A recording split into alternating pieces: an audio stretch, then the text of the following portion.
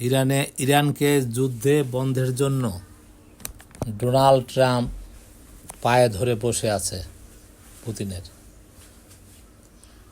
কয়েকদিন যাবৎ ঘন্টার পর ঘন্টা যুদ্ধ বন্ধের প্রচেষ্টা চালিয়ে আসছে ডোনাল্ড ট্রাম্প।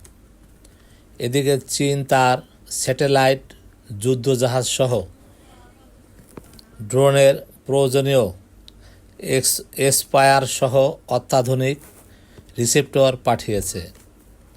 ইরানকে ঠেকানোর কোনো পথ নেই ইসরায়েলের হাতে। ওদিকে ইরান রাশিয়া চীনের সহযোগিতা পেয়ে ইরান বলেছে তার আরও 10 বছর যুদ্ধ চালিয়ে যাওয়ার প্রযুক্তি কৌশল রয়েছে। হাইফা সহ জেরুজালেমের বড় বড় টাওয়ার পারমাণবিক মজুদ বাংকার প্রভূত ক্ষতি সাধিত হয়েছে, যা 50 বছরেও পূরণ হবার নয়। ইসরায়েলের খবর ট্রিন গার্ল উইকলি ও মাস মিডিয়া। ইসরায়েল ও যুক্তরাষ্ট্রের সেনা সদস্য নিহত হয়েছে এ পর্যন্ত 19,000-এর বেশি। ইরানের হাতে আটক আছে পাইলট সহ 3,000-এর অধিক।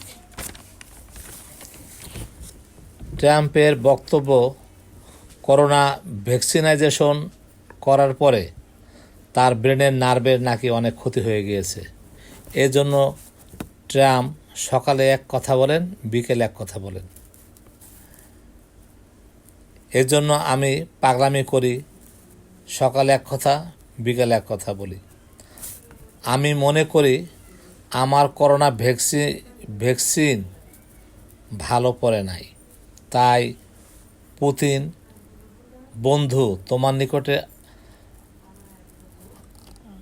আমার হাত জোর করে ক্ষমা চাচ্ছি। আমাকে ইরানের সাথে মীমাংসা করে দাও। পৃথিবীর যত নিষেধাজ্ঞা আছে আমি সব তুলে দেব এবং তোমাকে ভারতে যাতে তুমি তেল বিক্রি করতে পারো সেই ব্যবস্থা করে দেব। আমাকে আর কষ্ট দিও না। আমি এখন খুব চিন্তিত। তুমি চীনকে ইরানকে বুঝিয়ে যুদ্ধটি থামিয়ে দাও। মুন্সিগঞ্জ থেকে সৈয়দ মাহবুব রহমান।